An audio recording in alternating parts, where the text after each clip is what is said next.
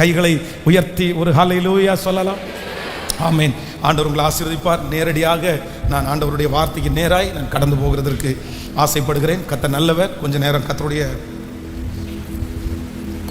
வார்த்தையை நாம் தியானித்து ஆண்டவர் நமக்கு கொடுக்கிற இந்த வார்த்தையை தியானிப்போம். எல்லாரும் லூக்கா எழுதின சுவிசேஷத்திலே 2ஆம் அதிகாரத்தினுடைய 1வது வசனத்திலிருந்து ஒரு சில வசனங்களை நம்ம வாசிக்க போகிறோம். லூக்கா எழுதின சுவிசேஷம் 2வது அதிகாரத்தினுடைய 1வது வசனத்திலிருந்து வாசிக்கலாம். அந்நாட்களில் உலகம் எங்கும் குடிமதிப்பு எழுதப்பட வேண்டும் என்று அகஸ்து ராயனால் கட்டளை பிறந்தது.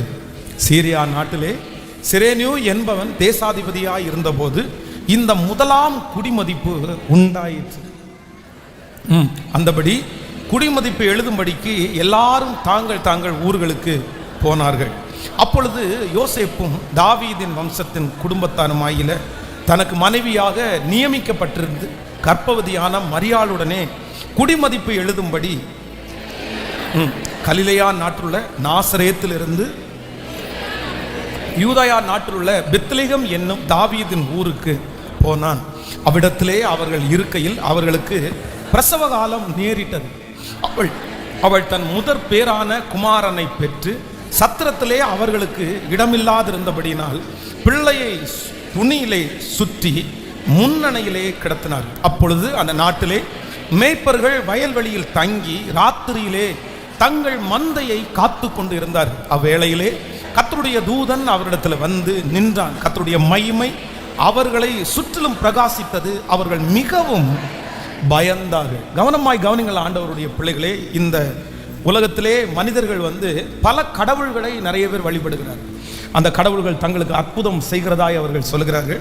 அந்த கடவுளத்தில் போனதுக்கு அப்புறம் நான் ரொம்ப நன்மையை பெற்றேன் அப்படின்னு நிறைய பேர் சொல்றாங்க. ஆனால் உண்மையிலேயே நான் நம்புகிறேன், நாம் ஆராதிக்கிற தேவன், நீங்களும் நானும் ஆராதிக்கிற தேவன், அவர் உண்மையான தேவன் என்கிறதற்கு எந்த மாற்று கருத்துமே இல்லை. அவர் உண்மையான தேவன் இல்லை என்பதற்கு இந்த உலகத்தில் நிறைய பேர் நிறைய சாட்சிகளை ஏற்படுத்தலாம், நிறைய பேர் நிறைய கதைகளை உண்டு பண்ணலாம், நிறைய பேர் நிறைய வார்த்தைகளை சொல்லலாம், நாங்கள் நிரூபிக்கிறோம் இந்த மாதிரி இல்லை அப்படின்னு சொல்லலாம். ஆனால் உண்மையிலேயே நம்முடைய ஆண்டவராகிய இயேசு கிறிஸ்து, நாம் ஆராதிக்கிற தெய்வம் உண்மையான கடவுள் என்று யாரெல்லாம் தேடிக்கொண்டிருக்கிறார்களோ அவர்களுக்கு உண்மையுள்ள தேவன் என்று ஒருவர் இருப்பாரானால் அது நீங்களும் நானும் ஆராதிக்கிற ஆண்டவராகிய இயேசு கிறிஸ்து. அவர் உண்மையான தேவனாய் இருக்கிறார். அவங்க என்ன வேணாலும் சொல்லட்டும். ஒரு உண்மையான ஒரு கிறிஸ்தவர்களுக்கு இருக்க வேண்டிய ஒரு பெரிய நம்பிக்கை என்ன அப்படின்னு சொன்னா, எனக்கு என்னுடைய வாழ்க்கையில் என்ன வேணாலும் நடக்கலாம், எந்த சூழ்நிலை வேண்டும் என்றாலும் இருக்கலாம், ஆனால் நான் ஆராதிக்கிற தேவன் அவர் உண்மை உள்ளவர். அவர் ஏற்கனவே இருந்தவர், இப்பொழுது இருக்கிறவர், இனி வரப்போகிறவருமாகிய தேவனாகிய கர்த்தர். என்னை முன்குறித்தவர் அவர், என்னை ரட்சித்தவர் அவர், என்னை பரலோகத்தில் சேர்த்து கொள்ளுகிறவர் அவர். இதற்கு முன்பாகவும் நான் அறியப்பட்டேன், இப்பொழுது அறியப்பட்டு கொண்டிருக்கிறேன். இனியும் என்னை காப்பாற்றுகிறதற்கு எனக்கு ஒரு கர்த்தர் ஒரு வீட்டை ஆயத்தப்படுத்துகிறார். அது நான் கட்டாத கைவேலை இல்லாத வீடு, ஆனால் அந்த வீடு நித்தியத்திலே இருக்கிறது. அந்த வீட்டை நான் ஒரு நாள் சந்திப்பேன். அன்று என் தேவன் இந்த உலகத்தில் இருக்கிற சகல துக்கங்களையும் எனக்கு சந்தோஷமாய் மாற்றி இவ்விதமாய் ஆண்டவரோடு கூட எப்பொழுதும் நான் சந்தோஷமாகவே இருக்க போகிறேன். கர்த்தருடைய பிள்ளைகளே, நாம் ஆண்டவராகிய இயேசு கிறிஸ்து உண்மையான தேவன் என்கிறதற்கு வேறு யாரும் அல்ல, இந்த உலகமே சாட்சி. காரணம் என்னவென்றால், இந்த உலகத்திலே நம்ம நாள் பார்க்கிற, வருஷத்தை பார்க்கிற எல்லாரும் நம்ம ஒருவேளை செயல்பாட்டிலே எழுதவிட்டா கூட கிமு கிபி, கிறிஸ்துவுக்கு முன் கிறிஸ்துவுக்கு பின், ஒரு மனிதனுடைய வாழ்க்கையில இந்த நாள் என்கிறது ரொம்ப முக்கியம். அது டிஜிட்டல் நம்பர் அப்படின்றது ரொம்ப முக்கியம். ஆனால் இதை வைத்துதான் இந்த உலகமே இயங்குது, இதை வைத்துதான் பிசினஸ் இயங்குது, இதை வைத்துதான் மனிதர்கள் இயங்குகிறார்கள். எல்லாமே இதுல தான், இந்த சரித்திரமே அதுல தான் அடங்கி இருக்குது, உலகமே அதுல தான் அடங்கி இருக்கிறது. ஆனால் என்னுடைய ஆண்டவர் உண்மையுள்ள தேவன் என்கிறதற்கு ஒரு பெரிய காரணம் என்னவென்றால், அவருடைய பிறப்பு இந்த சரித்திரத்தை இரண்டாக பிரித்து கிறிஸ்துவுக்கு முன் கிறிஸ்துவுக்கு பின் என்கிற அந்த சரித்திரத்தை கொண்டு வந்த சரித்திர நாயகன் நம்முடைய ஆண்டவராகிய இயேசு கிறிஸ்து இந்த உலகத்தில் இருக்கிற பல மனிதர்கள் கிறிஸ்துவனுடைய பெயரை நான் உச்சரிக்க மாட்டேன், கிறிஸ்துவனுடைய பெயரை நான் எழுத மாட்டேன், அப்படிப்பட்ட ஒரு வாயிலிருந்து என் வார்த்தை வருமானால் அன்னைக்கு என் நாவை அறுத்து போடுங்க அப்படின்னு சொன்ன ஏராளமான மக்கள் உண்டு. ஆனால் எனக்கு ஒன்று தெரியும், அவர்கள் எவ்வளவு வைராக்கியமாக இருந்தாலும் அவருடைய வாழ்நாளிலே ஒரு நாளாவது என் கிறிஸ்துவனுடைய பெயரை அவர் உச்சரிக்காம இந்த உலகத்திலிருந்து அவர்கள் கடந்து போக முடியாது. காரணம் என்னவென்றால், நான் ஆராதிக்கிற என் தேவனாகிய கர்த்தர் அவர் உண்மையுள்ளவர் மட்டுமல்ல, அவர் சரித்திரத்தையே இரண்டாக பிரித்த சரித்திர நாயகன். ஒரு உண்மையுள்ள தேவனை ஆராதிக்கிறோம் என்கிற அந்த தைரியத்தோடு நல்ல கைகளை மேல தட்டி, அந்த சந்தோஷத்தோடு மேல தட்டி ஹல்லேலூயா.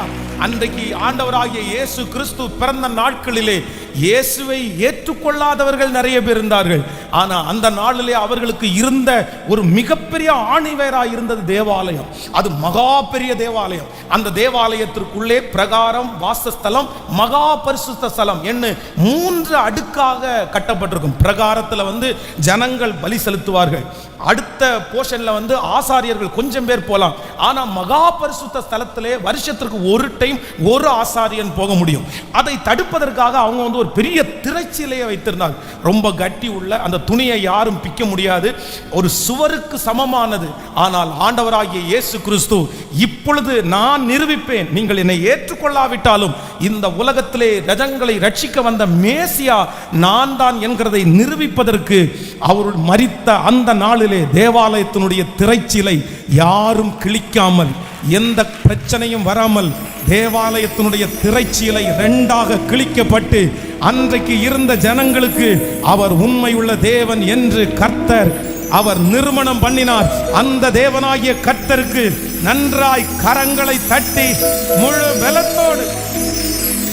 பலத்தோடு இந்த உலகத்திலே ஆண்டவராகிய இயேசு கிறிஸ்துவை நாங்கள் கடவுளாக ஏற்றுக்கொள்ள மாட்டோம் என்று யார் சொன்னாலும் நான் நம்புகிறேன்.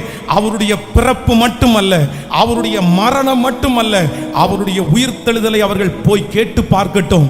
இந்த உலகத்திலே இருக்கிற எல்லா மகாத்மாக்களுடைய கல்லறைகளும் மூடப்பட்டு கிடக்கும் போது என் தேவனாகிய கர்த்தருடைய கல்லறை அது திறந்திருக்கிறது. அதை வைத்து ஒன்று தெரியும், என் தேவனாகிய கர்த்தர் அவர் மரித்தவர் அல்ல, அவர் மரணத்தை ஜெயமா எடுத்து அவர் இன்றும் ஜீவிக்கிறார். அவர் உயிரோடு எழுந்த தேவன். நல்ல கரங்களை தட்டி முழு பலத்தோடு ஆமென், நல்ல கரங்களை தட்டி நான் ஆராதிக்கிறது உயிரோடு உள்ள கர்த்தரை ஆராதிக்கிறேன். நான் ஆராதிக்கிறது ஜீவனுள்ள தேவனை ஆராதிக்கிறேன். ஹல்லேலூயா. ஆண்டவர் தன்னுடைய பிள்ளைகளுக்கு தான் உண்மையான தேவன் என்கிறதை 1-2 கர்த்தர் நிறைய நிரூபணம் பண்ணினார். இன்றைக்கு நீங்கள் சந்திக்கிற இந்த உலகத்திலே சந்தேகத்தை கிளப்பி விடலாம். அன்னைக்கு இருந்த நாட்களிலே அப்படித்தான் கிறிஸ்துவனுடைய பிறப்பை குறித்து சந்தேகத்தை பிறப்பித்தார்கள். ஆண்டவரை யாராவது எடுத்துட்டு போயிருக்கலாம், ஆண்டவரை திருடிட்டு போயிருவாங்க. அதனால் தான் அன்றைக்கு இருந்த கவர்மெண்ட் அந்த கல்லறைக்கு வெளியிலே பூட்டு போட்டு சங்கிலி போட்டு 2 பேரை நிக்க வச்சு யாராவது திருட்டு விளவா எடுத்துட்டு போயிட்டு இயேசு உயிரோடு எழுந்துருவார் அப்படின்னு அவங்க சொல்லிடுவாங்கன்னு சொன்னாங்க. ஆனா கல்லறை அவரை தடுத்து நிறுத்த முடியவில்லை, சேவகர்கள் அவரை தடுத்து நிறுத்த முடியவில்லை. என் ஆண்டவராகிய தேவனாகிய கர்த்தர் சொன்னபடியே அவர் 3ஆம் நாளிலே உயிரோடு எழுந்து அவர் உயிரோடு இருப்பவராக இன்றும் அவர் நமக்கு முன்பாக இருக்கிறார். அதனால வாலிப பிள்ளைகள், வாலிப தம்பிகள், அப்பா கிறிஸ்தவரா இருக்கலாம், அம்மா ஏசப்பாவை ஏற்றுக்கொண்டவர்களா இருக்கலாம். ஒருவேளை உங்களுடைய வாழ்க்கையிலே ஆண்டவரை நெருங்குவதற்கு சில அற்புதங்கள் உங்களுக்கு இல்லாம இருக்கலாம். உங்களுக்கு பண கஷ்டம் இல்லை, அப்பாவுக்கு நிறைய பண கஷ்டம் இருந்துச்சு, அப்பா தேடி வந்தாரு, அப்பாவுக்கு நிறைய வியாதி வந்துருச்சு, அம்மாவுக்கு ரொம்ப சூழ்நிலை சரியில்லாம வந்துச்சு. இதனால உங்களுடைய அம்மா அப்பா ஆண்டவரை ஏற்றுக்கொள்வதற்கு ஏதோ ஒரு காரணம் இருந்திருக்கலாம். ஏதோ ஒரு பெரிய பிரச்சனையின் மத்தியிலே இயேசுவை அவர்கள் கரம் பிடித்திருக்கலாம். ஆண்டவர் செய்த அற்புதத்தை பார்த்து, ஆண்டவர் அவர்களிடத்தில் பேசுகிறத பார்த்து, ஆண்டவர் அவர்களை வழி நடத்துகிறத பார்த்து, ஆண்டவரை ரொம்ப உறுதியாய் பற்றி பிடிச்சு அவர்கள் கிறிஸ்தவர்களாய் மாறி உங்களுக்கு இயேசுவை பற்றி சொல்லலாம். இயேசு பெரிய பெரியவர்னு உங்களுக்கு சொல்ல தெரியும், இயேசு நல்லவர்னு உங்களுக்கு சொல்ல தெரியும், இயேசு அற்புதம் செய்வார்னு உங்களுக்கு சொல்லி கொடுக்க தெரியும். ஆனா உங்களுடைய இருதயத்துக்குள்ள புகுந்து இயேசுவை ருசித்து பாரு, இவர் ரொம்ப நல்லவர்னு கண்டிப்பாக உங்களுக்குள்ள சொல்ல முடியாது. ஏனென்றால் இயேசு என்கிறவர் சொல்லி வருகிறவர் அல்ல, சூழ்நிலை நிமித்தமாய் வருகிறவர் அல்ல. வெறும் பிரச்சனையை வைத்து உங்களுக்கு இயேசுவை உள்ளே கொண்டு வர முடியாது. இயேசுவை அனுபவிக்கணும், இயேசுவை ஆசைப்படணும், இயேசுவை விரும்பணும், இயேசுவை நேசிக்கணும், இயேசுவினிடத்துல கற்றுத்தாங்கன்னு கேட்கணும். அப்பதான் அந்த இயேசு உங்களுக்குள்ள குடிகொள்ள முடியும். அப்பொழுதுதான் அந்த இயேசு உங்களுக்குள்ள மாற்றத்தை கொடுக்க முடியும். அப்பொழுதுதான் அந்த இயேசு உயிரோடு உள்ள இயேசு என்கிறத நீங்க விசுவாசிக்க முடியும். அதனால தகப்பனார் தாயார் சொல்லுகிற அந்த வார்த்தை உங்களுக்கு ஒவ்வாம இருக்கலாம். நீங்கள் ஆராதிக்கலாம், ஆனா அப்பா அம்மாவுக்காக ஆராதிக்கலாம். நீங்க ஜெபம் பண்ணலாம், அது அப்பா அம்மாவுக்காக மட்டும் ஜெபம் பண்ணலாம். நீங்க மனப்பாட வசனங்களை நிறைய கத்துக்கலாம், அது வெறும் அம்மா அப்பாவுக்காக கத்துக்கலாம். நாட்கள் போக போக ஒருவேளை ஆண்டவருடைய வருகை தாமதிச்சு உங்க அம்மா அப்பா இந்த உலகத்தை விட்டு கடந்து போனதுக்கு பிற்பாடு அதுக்கப்புறம் நான் சர்ச்சுக்கு போக மாட்டேன், அதுக்கப்புறம் நான் பைபிள் வாசிக்க வேண்டியதில்லை, இப்படிப்பட்ட சூழ்நிலையில கூட யாராவது ஒருத்தர் இந்த சத்தத்தை கேட்டு கொண்டிருக்கலாம். ஆனா ஒன்று நீ நம்பீர் மகளே, உன்னை யார் இந்த கடவுளை விட்டு பிரித்து, எல்லா கடவுளும் ஒண்ணுதான், எல்லா மகாத்மாக்களும் ஒண்ணுதான், கிறிஸ்தவம் அப்படின்னு ஒண்ணு தனியா கிடையாது அப்படின்னு யாராவது சொல்லி உன்னுடைய மனதை மாற்றி கிறிஸ்துவின் மேல் நீர் வைத்திருக்கிற விசுவாசத்தை சேதப்படுத்துவதற்கு யார் உன்னை அப்ரோச் பண்ணாலும், எந்த மனிதனை சத்துரு உனக்கு முன்பாக கொண்டு வந்தாலும், உன்னுடைய ரத்தத்தில் ஆணித்தரமாய் உன்னுடைய நரம்பு சதை, உன்னுடைய சிந்தை, உன்னுடைய கண், உச்சம், தலை முதல் உள்ளம் கால் வரை ஒன்று மற்றும் பற்றி இருக்க வேண்டும். என் இயேசு யாருக்கும் நிகரானவர் அல்ல, என் இயேசு யாருக்கும் நிகரானவர் அல்ல. என் இயேசு தனித்துவம் உள்ளவர், அவர் மகா பெரிய பிரபு, அவர் உண்மையான தெய்வம். அவரை யாருக்காகவும் நான் விட்டு கொடுக்க மாட்டேன், அவரை ஒரு நாள் விட்டு பிரிய மாட்டேன். என்னுடைய வாழ்க்கையிலே நான் ஒன்றை கண்டுபிடித்தேன், அது உண்மையுள்ள தேவனாகிய கர்த்தர், அவர் என்னுடைய இயேசு. இப்படிப்பட்ட ஒரு தீர்மானத்தை ஒவ்வொரு வாலிப தம்பியும் தங்கச்சியும் நீங்க விட்டுறவே கூடாது. எந்த காம்ப்ரமைஸும் இதுக்கு கிடையவே கிடையாது. இல்ல அதெல்லாம் ஒன்றும் இல்லை அப்படின்னு இந்த உலகம் சொல்லும். இந்த உலகம் நிறைய பேர் இன்னைக்கு இந்த உலகம் வந்து வித்தியாசமாய் போயிட்டு இருக்குது. அப்படின்னா ஃபர்ஸ்ட் ஜெனரேஷனை பிடிச்சிட்டோம், முதல் தலைவர்களை பிடிச்சிட்டோம். ஆனால் அடுத்த ஜெனரேஷனை பிடிக்கிறதுக்கு ரொம்ப கஷ்டமா இருக்குது. அடுத்த ஜெனரேஷன் ரொம்ப வித்தியாசமா இருக்குது. நீங்க யூஸ் பண்ற பொருள், நீங்க உங்களுக்கு முன்பாக இருக்கிற சவால்கள், உங்க முன்பாக இருக்கிற மீடியா, உங்களுக்கு இருக்கிற சில காரியங்கள் வந்து உங்களை ஆண்டவரை ரொம்ப நெருங்க விடலை. ஏன் அப்படின்னா எனக்கு தெரியும் இன்னைக்கு நீங்க எத்தனை பேர் எத்தனை லட்சங்களை கொண்டு போய் கொடுத்து இயேசுவை மறுதலின்னு சொன்னா கண்டிப்பா மறுதலிக்க முடியாது. ராத்திரி முழுவதும் வந்து காதுல வந்து இயேசு கெட்டவர், இயேசு நல்லவர் இல்ல, இயேசு அப்படி கிடையாது, கடவுள் கிடையாது அப்படின்னு யார் காதுல ஓதுனாலும் கண்டிப்பாக என்னால மாறவே முடியாது. எத்தனை வருஷம் சொன்னாலும் மாற முடியாது. காரணம் என்னவென்றால் என் இயேசுவை நான் ருசித்திருக்கிறேன், என் இயேசுவை நான் அனுபவித்திருக்கிறேன். என் இயேசு வாயில மட்டும் இல்ல, என்னுடைய இயேசு கைத்தட்டல மட்டும் இல்ல, என்னுடைய இயேசு எனக்குள்ளே குடிகொள்ளுகிறார். அவருடைய ஒவ்வொரு அசைவுகளையும் நான் பார்க்கிறதுனாலே யாரும் கிறிஸ்துவின் அன்பை விட்டு என்னை பிரிக்கவே முடியாது. எத்தனை சொன்னாலும் என்ன பிரிக்க முடியாது, எவ்வளவு பேசினாலும் என்ன பிரிக்க முடியாது. அதே போல அடுத்த ஜெனரேஷனா இருக்கிற நீங்கள் இந்த கிறிஸ்துமஸ் ஆராதனைக்கு ஆண்டவர் உங்களை அழைக்கிறார். நமக்கு ஒரு ரட்சகன் பிறக்கிறார், நமக்கு ஒரு பிரபு பிறந்திருக்கிறார், நமக்கு ஒரு தேவன் பிறந்திருக்கிறார். இந்த முழு உலகத்திற்கும் ரட்சகர் ஒருவர் பிறந்திருக்கிறார். அவர் இயேசு, அவர்தான் இயேசு. மொத்த பேரும் கரங்களை மேல உயர்த்தி நான் உண்மையுள்ள தேவனை கண்டுபிடிச்சிட்டேன் சொல்லுங்க பார்க்கலாம்.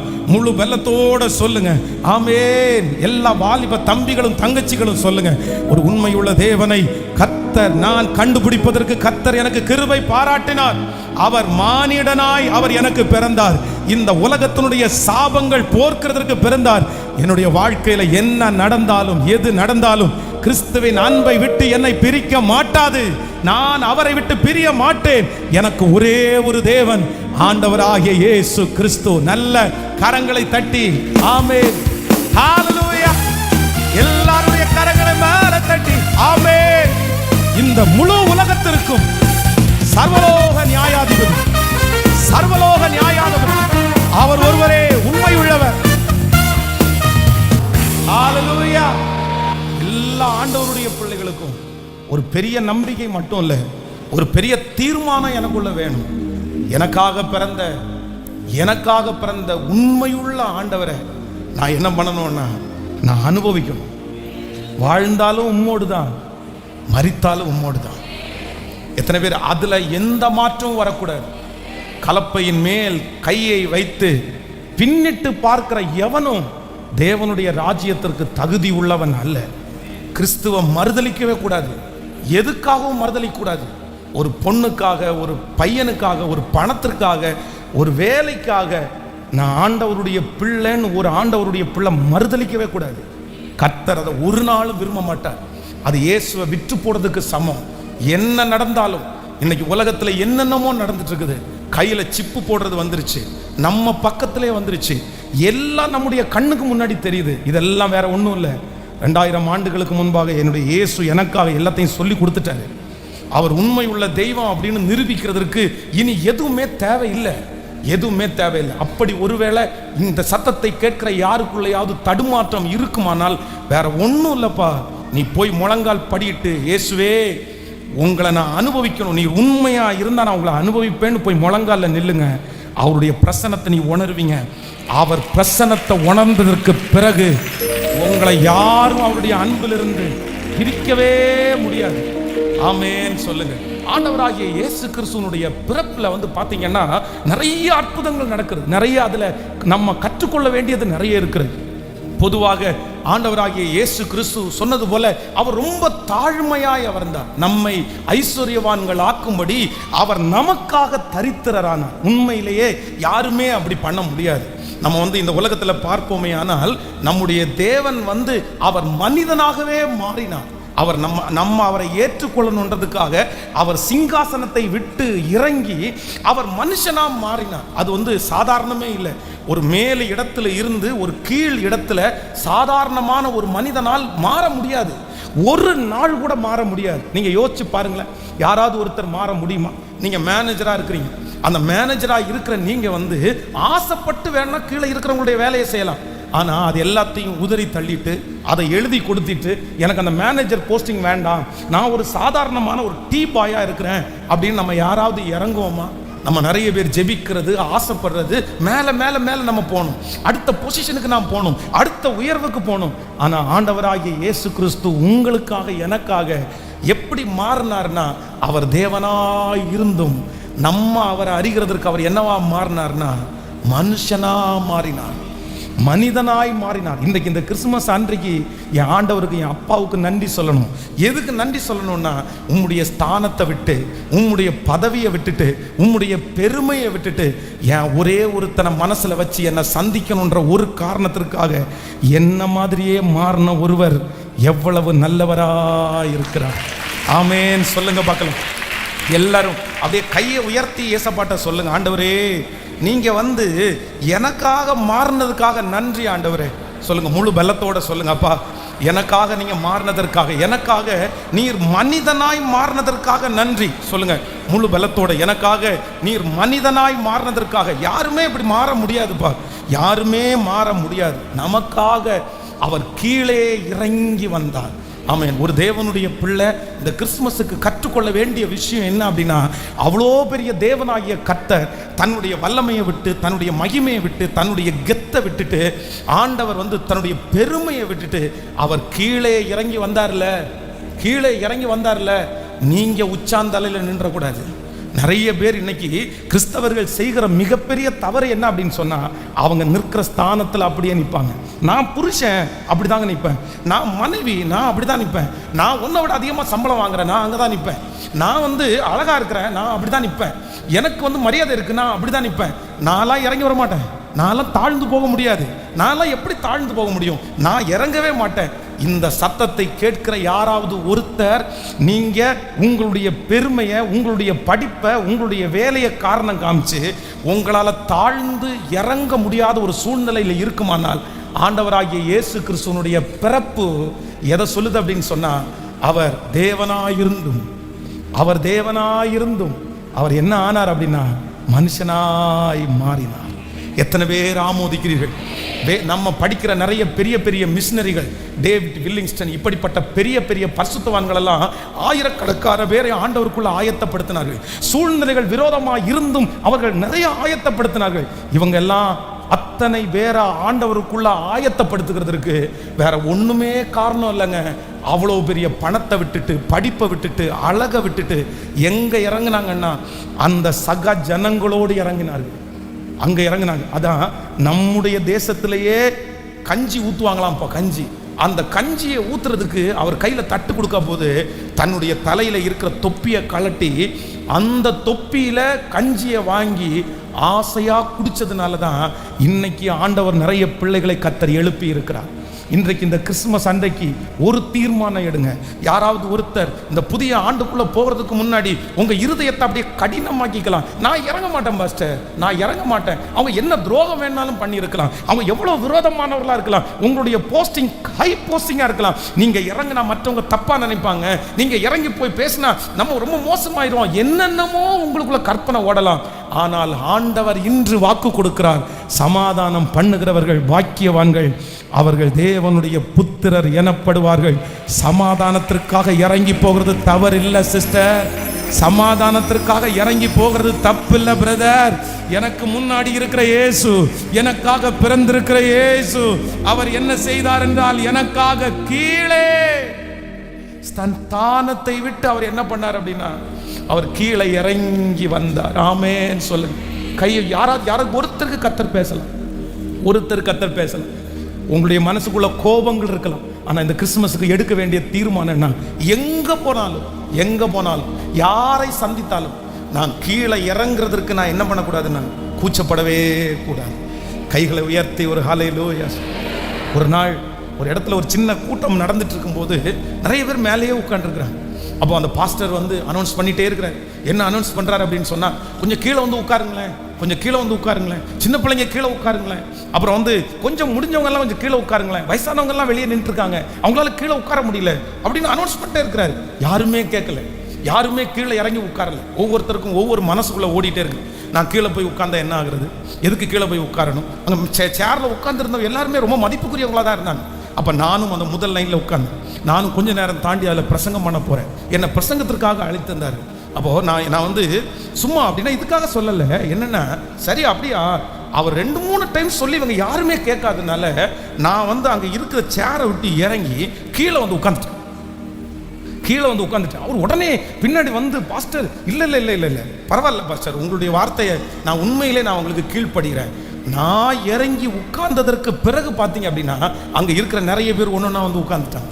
அப்போ ஆண்டவருடைய பிள்ளைகளே, நம்ம இறங்கி போறது அப்படின்னு சொல்லிட்டு என்னை விட பெரியவன் யாராவது இருக்கானா? நான் இறங்கி போறேன், என்னை விட முடிஞ்சவன் யாராவது ஒருத்தர் கீழே இருக்கிறானா? அவரே இருக்கிறார், நான் இருக்க வேண்டாமா அப்படின்னு நிறைய பேர் போவாங்க. நான் நம்புறேன் நீங்களும் நானும் இறங்கி உட்காரணும், நீங்களும் நானும் தாழணும், நீங்களும் நானும் அந்த கோபத்தை விட்டு இறங்கணும், அந்த வைராக்கியத்தை விட்டு இறங்கணும், அந்த கசப்பை விட்டு இறங்கணும். காரணம் என்னன்னா, எனக்கு முன்னோடியா இருக்கிற இந்த உலகத்தில் ஆழ்கிற உலக ரட்சகர் எனக்காக கீழே இறங்கி வருவதற்கு உண்மையானால், அவர் அந்த காரியத்தை கற்றுக் கொடுக்க முடியுமானால், என்னுடைய தேவன் தாழ்மை உள்ளவனுக்கு கிருபை அளிக்கிறார். தாழ்மை உள்ளவர்கள் ஆசீர்வாதத்தை பெற்றுக் கொள்வார்கள். நம்புறவங்க கைகளை மேல தட்டி முழு பலத்தோடு ஆமென் சொல்லுங்க. இது மட்டுமல்ல, நம்முடைய தேவனாகிய கர்த்தர் நமக்காக பிறந்தவர் வந்து அவரை நம்ம பிடிக்கணுன்றதுக்காக அவர் இறங்கி வந்தது மட்டும் இல்லை, அவர் என்ன பண்ணினார்னா அவர் மனிதனாகவே மாறினாராமா. ஆமென் சொல்லுங்க. பக்கத்துல கையை பிடிச்சு சொல்லுங்க, அவர் எனக்காக மனுஷனுக்காக அவர் இறங்கி வந்தார். அது மட்டும் இல்ல, அவர் மனுஷனாகவே மாறினாராம். ஆமென். இன்றைக்கு வந்து இன்னொருத்தருக்காக மாறுறவங்க யாருமே இல்லை. நீ மாறணும்னா நீ மாறிக்கோ, நீ அப்படி பண்ணணும்னா நீ அப்படி பண்ணிக்கோ, உன் ஸ்டைல் அதுவா இருந்தா உனக்கு அப்படி இருக்கட்டும். ஆனா உன் ஸ்டைலை எனக்காக என்ன பண்ணிக்காத சொல்லுங்களேன், கொண்டு வந்து திணிச்சிடாது. இப்போ பாருங்களேன், ஒரு கணவன் இருக்கிறார் அப்படின்னா அந்த கணவனுக்கு வந்து சின்ன வயசுலேருந்தே ஏதாவது ஒன்று பிடிக்கும். அவர் ஏதாவது ஒன்றில் ஒரு வேளை இருப்பார், அவர் ஏதாவது ஒன்றில் வந்து அவர் வந்து ரொம்ப நெருக்கமாக இருப்பார், அது அவருக்கு பிடிக்கும்னு வச்சுக்கோங்களேன். இப்போ மனைவி வந்து ஏங்க எனக்கு சுத்தமாக பிடிக்கலங்க, நீங்க அப்படி நடந்துக்கிறது பிடிக்கல, எனக்கு அந்த மாதிரி நீங்க ட்ரெஸ் போடுறது எனக்கு பிடிக்கல, நீங்க இந்த மாதிரி பேசிட்டு இருக்கிறது எனக்கு பிடிக்கல அப்படின்னு சொல்லும்போது, இன்னைக்கு இருக்கிற நிறைய கணவனார் என்ன சொல்லுவாங்க தெரியுமா? இத பாரு, உன் வேலை என்னமோ அதை பாரு, உன் வேலை என்னமோ பாரு, உனக்காக நான் என்ன பண்ண முடியாது, நான் உனக்காக மாற முடியாது, நான் எப்படி உனக்காக மாறுவேன், உனக்காக என் சொந்தத்தை விட்டு கொடுக்க முடியாது, உனக்காக எனக்கு எதுவுமே பண்ண முடியாது, என்ன எப்படி இருக்கிறியோ அப்படி ஏத்துக்கிறியா, அட்ஜஸ்ட் பண்ணிக்கோ, அதுதான் நான் இந்த ஸ்டைலில் தான் தலை செய்வேன், நான் இப்படி தான் ட்ரெஸ் பண்ணுவேன், நான் மாற்ற முடியாது. இதே போல நிறைய மனைவி இன்னைக்கு இருக்கிறாங்க, நிறைய மனைவி இருக்கிறாங்க. என்ன சொல்லுவாங்க தெரியுமா? இந்த பாருங்க, உங்களுக்கு அதான் ஸ்டைல், உங்களுக்கு அது பிடிக்கும், உங்களுக்கு அது தேவை, நீங்க வச்சுக்கோங்க, எனக்கு அதுலலாம் இன்ட்ரெஸ்ட் இல்லை, எனக்கு அதுலலாம் விருப்பம் இல்லை, நான்லாம் அப்படி பண்ண மாட்டேன். சரி, எனக்காக ஏதாவது மாறலாம்ல, எனக்காக உனக்காக மாறலாம், உனக்காக மாறதுக்கு ஒரு லிமிடேஷன் இருக்குது, உனக்காக ஒரு சிலது மாறலாம், ஆனா எல்லாமே உன்ன மாதிரி பிடிச்சது மாதிரி என்ன பண்ண முடியாது, மாற முடியாது. ஆண்டவருடைய பிள்ளையே, ஆண்டவர் உங்களையும் என்னையும் சந்திப்பதற்கு ஒரு தூதனா மாறி இருக்கலாங்க, ஒரு உலகத்தில் இருக்கிற ஒரு ஏரோதா மாறி இருக்கலாங்க, எப்படி வேணாலும் மாறி இருக்கலாம். ஆனா ஆண்டவர் எப்படி மாறினார்னா, எனக்காக அவர் சொல்லுங்களேன் மனுஷனாய் மாறினார். கையை உயர்த்தி ஏசப்பாட்ட சொல்லுங்க, என்ன சந்திக்கிறதற்காக, என்ன சந்திக்கிறதற்காக கீழே இறங்குறது மட்டும் இல்லை ஆண்டவரே, நீர் என்ன போலவே மாறின ஆண்டவரே. சொல்லுங்க, நல்ல மனதார சொல்லுங்க, நன்றியப்பா. முழு பலத்தோட கூட, முழு பலத்தோட கூட ஆண்டவரே, உம்முடைய ஸ்தானத்தை விட்டு ஆண்டவரே, எனக்காக என்னை போல மாறின கர்த்தர் அவர் நல்லவர். நம்பர் 3, மூன்றாவதாக, என்னுடைய ஆண்டவர் என்னை சந்திக்கிறதற்கு ஆண்டவர் எப்படி மாறி இருக்கிறாருன்னா, எனக்காக அவர் லெகுவாய் மாறினார். எப்படி மாறினாரமா? ரொம்ப ஈஸியா மாறினார். வேதம் சொல்லுகிறது, பிள்ளையை சுற்றி முன்னணியிலே கிடத்தினார்கள். நான் ஆரம்பத்தில் துவங்கும் போது சொன்னது போல, நான் அவரை பிடிக்கணுன்றதுக்காக, நான் அவரை தொடணுன்றதுக்காக, எனக்காக லெகுவாய் மாறின என்னுடைய இயேசு அவர் நல்லவராய் இருக்கிறார். இந்த உலகத்திலே இருக்கிற பெரிய பெரிய தலைவர்கள் லெகுவா மாறவே மாட்டாங்க, அவர்கள் லெகுவாய் மாறவே முடியாது, கடினப்படுத்திட்டே இருப்பாங்க. இன்னைக்கு இருக்கிற ட்ரெண்ட் என்ன அப்படின்னு சொன்னா, பெருமைன்றது ஜனங்கள் என்ன நினைக்கிறாங்க அப்படின்னு சொன்னா, எல்லாருக்கும் முன்னாடியும் தலைவர்கள் வந்து நிற்கிறது கிடையாது, மறைஞ்சிருக்கிறது. அவ்வளோதான், என்னை கான்டாக்ட் பண்ண முடியாது, என்கிட்ட பேச முடியாது, நான் ரொம்ப பிஸியாக இருக்கிறேன், நான் வந்து ரொம்ப நெருக்கமாக இருக்கிறேன், என்ன தொடரலாம் முடியாது, நீங்கள் தூரத்தில் இருக்காங்க, என்னுடைய பிஏ இருக்கார், அவங்கள்ட்ட பேசுறீங்களா, என்னுடைய அசிஸ்டன்ட் இருக்காங்க, அவங்கள்ட்ட பேசுறீங்களா, எனக்கு கீழே தான் அத்தனை பேர் இருக்காங்க, அவங்கள்ட்ட பேச வேண்டியதானே. இப்படிப்பட்ட தலைவர்கள் இருக்கிற இந்த உலகத்தில் என் ஆண்டவர் என்னை சந்திப்பதற்கு எப்படி மாறினார் அப்படின்னு சொன்னா, என்னை நோக்கி கூப்பிடு, அப்பொழுது நான் உனக்கு அறியாததும் உனக்கு எட்டாததுமான பெரிய காரியத்தை செய்வேன் என்று. அவரை கூப்பிடுறதுக்கு யாரும் என்ன படிச்சு கொடுக்க வேண்டிய அவசியம் இல்லை, அவரை கூப்பிடுறதற்கு யாரும் எனக்கு வழி காமிக்க வேண்டியது கூட இல்லை. நான் எங்கிருந்து கூப்பிட்டாலும் அப்பா பிதாவே என்று கூப்பிடுகிற சத்தத்தை கேட்கிறவர். நீங்க இப்ப கூப்பிடுற சத்தத்தை கேட்கிறாரு. நீங்க எந்த இடத்துல இருந்து கூப்பிட்டாலும் கர்த்தர் சொல்றாரு, நான் உனக்காக வந்து நிற்பேன். நம்புறவங்க கைகளை மேல உயர்த்தி சத்தமா ஏசப்பாட்ட சொல்லுங்க, நன்றி ஆண்டவரே. முழு பலத்தோடு அப்படிதான் அங்க ஒரு தாயார் கத்தி சொல்றாங்க பாருங்க, ஆண்டவரே, இவ்வளவு பெரிய மகா தேவன் எனக்காக சிங்காசனத்தை விட்டு இறங்கி வந்து என்னை போல் மாறி நான் உங்களை அறியணுன்றதுக்காக உங்களை லெகுவாக்குன என் தேவனாகிய கர்த்தருக்கு சத்தத்தை உயர்த்தி நன்றின்னு சொல்லுங்க பார்க்கலாம். நன்றி ஆண்டவரே, நன்றி நன்றி ஆண்டவரே, நன்றி நன்றி நன்றி நன்றி நன்றி அப்பா, நன்றி நன்றி நன்றி நன்றி நன்றி அப்பா, நன்றி ஆண்டவரே. என்னுடைய இருதயத்தில் அந்த நன்றி பொங்கி அப்படியே வழியுது. நேற்றைக்கு இரவுல இருந்து இந்த வசனத்தை தியானிக்கும் போதெல்லாம் என் இருதயம் அப்படியே, ஆண்டவரே நீர் எவ்வளவு பெரியவருப்பா, எவ்வளவு பெரியவருப்பா. ஆனா நீங்க எல்லாவற்றையும் விட்டு இறங்கி வந்தீங்களே இந்த கிறிஸ்மஸ் அன்றைக்கு, எனக்கு ஒரு கிருபை மட்டும் கொடுங்க ராஜா, உங்களை சந்திக்கிற வரைக்கும் அதே போல ஒரு தாழ்மையை மட்டும் எனக்குள்ள தாங்கப்பான்னு சொல்லி சத்தத்தை உயர்த்தி கேட்கிறவங்க முழு வெள்ளத்தோட கேளுங்க. தாழ்மை உள்ளவனுக்கு அவர் கிருபை அளிக்கிறார், தாழ்மை உள்ளவனை கர்த்தர் உயர்த்துகிறார், தாழ்மை உள்ளவர்களை கர்த்தர் அங்கீகரிக்கிறார். நன்றி. ஆமென். எத்தனை பேர் ஆமோதிக்கிறீங்க? உண்மையான இயேசுவை ஆராதிக்கிறவர்கள் யாரை போல மாறணும்னா இயேசுவை போல மாறணும். இந்த கிறிஸ்துமஸ் சர்வீஸ் முடிச்சுட்டு நீங்க போகும்போது எப்படி போகணும் அப்படின்னு சொன்னா, பெருமை பிடிச்சவங்களா இல்லை, நாங்கள் இறங்க மாட்டேன்னு சொல்றவங்க இல்லை. ஒருவேளை ஒரு டைம் நாங்கள் ஃபோன் பண்ணி எடுக்கலைன்னா பரவாயில்ல, 2 டைம் எடுக்க பரவாயில்ல, அவங்கள எப்படியாவது தப்பா நினைச்சா கூட பரவாயில்ல. நான் என்ன பண்ணுவேன் அப்படின்னு சொன்னா, நான் அப்படியே நின்ற மாட்டேன், அப்படியே உட்காந்துட மாட்டேன். எனக்குள்ள ஒரு கிருபையை கொடுங்க ராஜா, நான் உடனே என்ன பண்ணணும் அப்படின்னு சொன்னேன். சத்தமா சொல்லுங்க, கேட்கல? அந்த நிமிஷத்துல கொஞ்ச நேரத்துக்குள்ள அதான் ஆண்டவர் சொல்றாரு, உன்னுடைய எதிரி வழியில இருக்கும் போதே அவனோட என்ன பண்ணிருனா சமாதானமாயிரு, நல்மனம் பொருந்து, நல்மனம் பொருந்து. கிறிஸ்துவனுடைய அபிஷேகம்ன்றது என்ன அப்படின்னு சொன்னா, நான் அப்படி உச்சாந்தலையில நிக்கிறது கிடையாது. நான் என்ன பண்றது அப்படின்னு சொன்னா, நான் இறங்குறது. இப்ப பாருங்க, இந்த ஆராதனையை முடிச்சுட்டு தான் நினைத்தது படி நடக்கல அப்படின்னு சொன்னா, இந்த நல்ல நாள் நிறைய பேருக்கு கெட்ட நாளா மாறும் தெரியுமா? நிறைய குடும்பத்துல இந்த நாள் கெட்ட நாளா மாறும் தெரியுமா? ஏன் தெரியுமா? வேற ஒண்ணும் இல்லை. இன்னைக்கு ஒரு சந்தோஷமான நாளாச்சு, சரிப்பா மனசுக்குள்ள எதுவும் வச்சுக்காத, சரிம்மா மனசுக்குள்ள எதுவும் வச்சிடாத, இது சொல்ல மாட்டாங்க நிறைய பேர். சாப்பிட்டா சாப்பிடு, சாப்பிடலன்னா சாப்பிடாத, நான் இறங்க மாட்டேன். இந்த நாளையே வீணடிக்கிற எத்தனையோ குடும்பம் இருக்கு தெரியுமா? இந்த நாளையே. காரணம் என்ன தெரியுமா? எங்க அப்பா தான் வசதி, எங்க அம்மா தான் வசதி, நீ சொன்ன கேட்கல, நீ அப்படி இல்லை. ஆனா உண்மையான கிறிஸ்துமஸ் என்கிறது நம்பர் 1, முதலாவதாக எனக்காக தன்னை தாழ்த்தினார். நம்பர் 2, என்னை போல் அவர் மாறினார். நம்பர் 3, எனக்காக அவர் லெகுவாய் மாறினார். சொல்லுங்க எல்லாரும், 3 பேருடைய கையை பிடிச்சாவது சொல்லுங்க, அவர் எனக்காக அவர் இறங்கினார், தன் எல்லாவற்றையும் விட்டு இறங்கினார். நம்பர் 2, இரண்டாவது சொல்லுங்க, அவர் என்ன போல மாறினார். எனக்கு என்ன பிடிக்குமோ அப்படி ஆண்டவர் மாறினார். சொல்லுங்க, நான் எங்க இருந்தேனோ அவர் வந்தார்.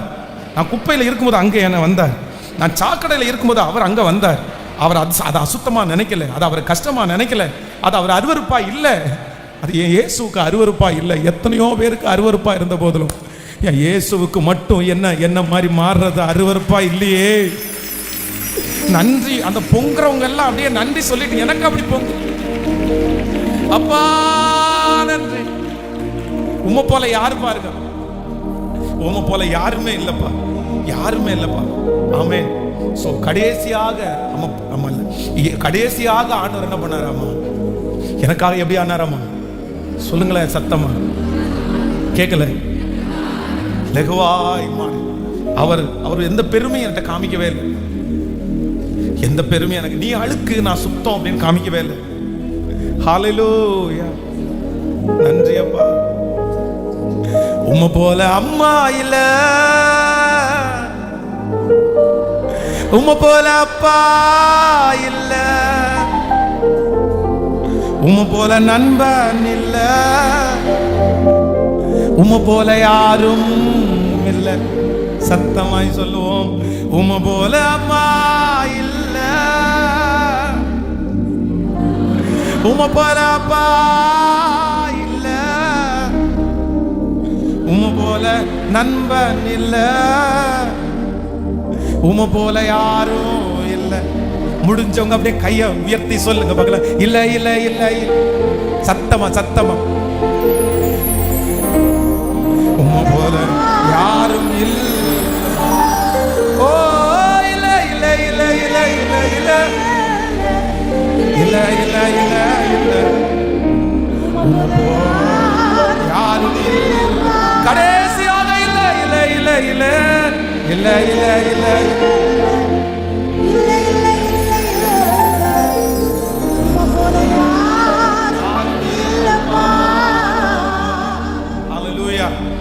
ஒரு 3 காரியத்தை வேகமாய் சொல்லி உங்களுக்காக முடிக்க போறேன். இவ்வளவு லெகுவாய் நம்மை காண செய்த இந்த ஆண்டவர் இந்த உலகத்துல பிறக்கும் போது மரியாளுக்கு ஒரு சந்தோஷம், யோசேப்புக்கு ஒரு சந்தோஷம், சாஸ்திரிகளுக்கு ஒரு சந்தோஷம். ஆனா நேற்று இரவுல நான் தியானிக்கும் போது ஆண்டவர் அவருடைய பிறப்பை எத்தனையோ பேருக்கு ஆண்டவர் அறிவிச்சிட்டார். சொல்லுங்கப்பா சொல்லுங்கப்பா, ஒவ்வொருத்தரும் போய் சொன்னாங்க, இந்த மாதிரி ஒருத்தர் பிறந்திருக்கிறாரு, இந்த மாதிரி ஒருத்தர் பிறந்திருக்கிறாரு.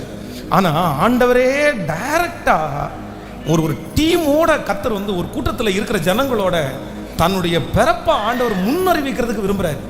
அப்படின்னா தான் பிறந்திருக்கிறத அவங்க ஃபர்ஸ்ட் பார்க்கணும்னு ஆண்டவர் வந்து நினைச்சார். கோடிக்கணக்கான ஜனங்கள் இருக்கிறார்கள், அன்னைக்கு நிறைய ஆசாரியர்கள் இருக்கிறார்கள், சதுசேயர் நிறைய பேர் இருக்கிறாங்க, வேதபாரகர்கள் நிறைய பேர் இருக்கிறாங்க. இவங்க எல்லாரும் பார்த்தீங்க அப்படின்னா ஒவ்வொரு டீம், சதுசேயர், பரிசேயர், வேதபாரகர், இவங்க எல்லாம் ஒவ்வொரு டீம். இவங்க எப்படி அப்படின்னு சொன்னா, ஒரு டீம் எப்படி இருப்பாங்கன்னா ஸ்பிரிச்சுவல்ல கொஞ்சம் லோவா இருப்பாங்க. அப்படின்னா எல்லாத்தையுமே அவங்க ஏத்துக்குவாங்க, பரவாயில்ல பரவாயில்ல பரவாயில்ல, இதெல்லாம் பண்ணலாம் தப்பு இல்லை, இதெல்லாம் பண்ணலாம் தப்பு இல்லை அப்படி. ஆனால் இன்னொரு டீம் எப்படி இருப்பாங்கன்னா, ஐயோ இதெல்லாம் பண்ணக்கூடாது பண்ணக்கூடாது அப்படின்னு. ஆனால் இன்னொரு டீம் எப்படி இருப்பாங்கன்னா, இவங்க ரெண்டு பேருமே பண்றது தப்பு, கிறிஸ்டியானிட்டி இப்படி கிடையாது, நம்ம இந்த உறவே இருக்கக்கூடாது அப்படின்னு சொல்லி மலைக்கு எங்காவது போகலாம், அந்த மாதிரி ஒரு டீம். இந்த மாதிரி ஆண்டவர் வந்து பிறக்க போகிற அந்த சமயம் வந்து ஒரு சாதாரணமான சமயம் இல்லை, ரொம்ப குழப்பமான. அப்படின்னா நம்ம வந்து அவர் ஒரு யூதனாக பிறந்தார், ஆனால் யூதர்கள் நிறைய பேர் அங்கே இல்லை. அவர் பிறக்கிற இடத்துல நிறைய பேர் யூதர் இல்லை. ஏன்னா அன்னைக்கு இருக்கிற ரோம சாம்ராஜ்யத்தினாலே ரொம்ப நெருக்கப்பட்டு அங்க இருக்கிற நிறைய பேர் சிதறி கிடந்தார்கள். நீங்கள் வந்து நம்ம நிறைய பேர் பாடு, இம்மானுவேல் தேவன் என்னோடு, இம்மானுவேல் அந்த பாடலை பாடும். அப்படின்னா இம்மானுவேல் என்கிறதற்கு கர்த்தர் நம்மோடு கூட இருக்கிறார் என்கிறது அர்த்தம். இந்த வார்த்தையை ஆண்டவர் ஏன் சொன்னார் அப்படின்னு சொன்னா, அன்னைக்கு இருந்த நிறைய பேர் ரொம்ப அப்செட்டா இருந்தாங்க. தங்களுடைய வீடுகளை விட்டு, நிலங்களை விட்டு, தங்களுடைய வருமானங்களை விட்டு அங்கங்க அனாதைகளாய் வாழ்ந்துட்டு இருந்தாங்க. யாருமே அவங்களுக்கு இல்லாம இருந்தாங்க. அப்பதான் ஆண்டவர் இம்மானுவேல், உங்களுக்காக ஒருத்தர் பிறந்திருக்கிறார் அப்படின்றத கர்த்தர் சொல்றாரு. அப்போ இந்த சூழ்நிலையில ஆண்டவர் தன்னுடைய பிறப்பை நிறைய பேருக்கு கர்த்தர் வந்து தூதர்களை அனுப்பி சொப்பனத்தை காமிச்சு முன்னாடி சொல்லல. ஆனா நான் நேற்றுக்கு இரவுல பார்க்கும்போது மேய்ப்பர்கள், இந்த மேய்ப்பர்களுக்கு ஆண்டவர் என்ன பண்ணார் அப்படின்னா, ஒரு தூதனை அனுப்பி உங்களுக்காக ஒரு இரட்சகர் என்ன பண்ணியிருக்கிறார், பிறந்திருக்கிறார். அவர்களுக்கு ஆண்டவர் சொல்லணும்னு நினைச்சாரு, அவர்கள் தன்னை வந்து பார்க்கணும்னு நினைச்சாரு, அவர்களுக்குள்ளே பிறக்கணும்னு ஆண்டவர் நினைச்சார். அப்ப எனக்கு ரொம்ப ஆச்சரியமா இருந்துச்சு, ஆண்டவரே உம்முடைய பிறப்பின் வல்லமையை, உம்முடைய பிறப்பின் ஆசீர்வாதத்தை இவர்களுக்கு நீங்க சொல்றதற்கு காரணம் என்ன? ஏன் இவங்களை நீங்க செலக்ட் பண்ணீங்க? எதுக்காக இவங்களை போய் முதல்ல சந்திக்க பண்ணீங்க அப்படின்னு வாசிக்கும் போது ஒரு 3 காரியம் வந்து இவங்க இந்த மேய்ப்பர்களுடைய மூன்று தத்துவங்கள், இல்லைன்னா 3 தனித்துவம், 3 அவருடைய வாழ்க்கையில இருந்த ஒரு 3 காரியங்கள் எனக்கு ரொம்ப ஆச்சரியமா இருந்துச்சு. நீங்க வாசிங்க. முதலாவதாக நீங்கள் 2ஆம் அதிகாரம், லூக்கா எழுதின சுவிசேஷம் 2ஆம் அதிகாரத்தினுடைய ஸ்தோத்திரம் 5வது வசனத்தை வாசிக்கலாமா? 5வது வசனத்தை வாசிக்கலாம். கலிலேயா நாட்டில் உள்ள நாசரேத்திலிருந்து யூதா நாட்டில் உள்ள பெத்லேகம் என்னும் தாவீதின் ஊருக்கு போனான். அவ்விடத்தில் அவர்கள் இருக்கையில் அவர்களுக்கு பிரசவ காலம் நேரிட்டது. அவன் தன் முதற் பேரான குமாரனை பெற்று சத்திரத்திலே அவர்களுக்கு இடமில்லாத இருந்தபடினால் பிள்ளையை துணியில் சுற்றி முன்னணியிலே கிடத்தினான். அப்பொழுது அந்த நாட்டிலே மேய்ப்பர்கள் வயல்வெளியில் தங்கி ராத்திரியிலே தங்கள் மந்தையை காத்து கொண்டிருந்தார்கள். நல்லா கவனிச்சுங்க, எல்லாரும் கவனமா என்னை கவனிங்கள். ஒரு ½ மணி நேரம், ஒரு அரை மணி நேரத்துக்குள்ள உங்களுக்கு வந்து சொல்லி முடிச்சுட்டு எல்லாரையும் நான் அனுப்ப விருப்பப்படுறேன். இந்த இடத்துல வேதம் சொல்லுகிறது, அப்பொழுது அந்த நாட்டிலே மேய்ப்பர்கள் தங்கி ராத்திரியிலே தங்கள் மந்தையை காத்து கொண்டிருந்தார்கள். ஆண்டவராகிய இயேசு கிறிஸ்து பிறந்த அந்த நேரம் என்ன அப்படின்னு சொன்னா, பயங்கரமான ஒரு குளிர்காலமா இருந்துச்சு. நீங்கள் வந்து நம்முடைய தமிழ்நாட்டில் பிரச்சனை இல்லை, ஆனால் இப்போ டெல்லி போய் பார்த்தீங்கன்னா டெல்லியில் ரொம்ப குளிர் டைம், டெல்லியில் அதிகமான பனி பெய்யுது, ஊட்டியில் ரொம்ப குளிர் அதிகமாக இருக்கும். இன்னும் வெளிநாடுகள் சுவிட்சர்லாந்து இந்த மாதிரி போயிட்டீங்க அப்படின்னு சொன்னால் ரொம்ப குளிர்காரம், ரொம்ப மைனஸில் இருக்கும். அந்த இடத்துல தன்னுடைய வீட்டை விட்டு வெளியே ஒரு நிமிஷம் போனாங்கன்னா கூட, நீங்கள் வெளிநாடுகளுக்கெல்லாம் போய் பார்த்தீங்க அப்படின்னு சொன்னால் வீட்டில் அவங்க ஹீட்டர் வச்சுருப்பாங்க, பஸ்ஸில் ஹீட்டர் வச்சுருப்பாங்க, பஸ் ஸ்டாண்டில் ஹீட்டர் வச்சுருப்பாங்க, எல்லா இடங்களிலும் பார்த்தீங்க அப்படின்னா ஹீட்டர் இருக்கும். காரணம் என்னென்னா, அந்த குளிரை வந்து தாங்க முடியாது. அதுவும் இரவு நேரத்தில் சரியாக ஒரு 6:30 மணி 7 மணிக்கு எல்லாருமே வீட்டில் போய் அடைஞ்சிருவாங்க. இந்த குளிர்காலம் வரும்போது ரொம்ப அதிகமான குளிர் உள்ள இடத்துல இருக்கிறவங்க நைட்டு பிஸ்னஸ் எல்லாம் பண்ண மாட்டாங்க. இப்போ இந்த மேய்ப்பர்களை குறித்து வேதம் சொல்கிறது, வயல்வெளியிலே தங்கி ராத்திரியிலே தங்கள் மந்தையை மேய்த்து கொண்டிருந்தார்கள்.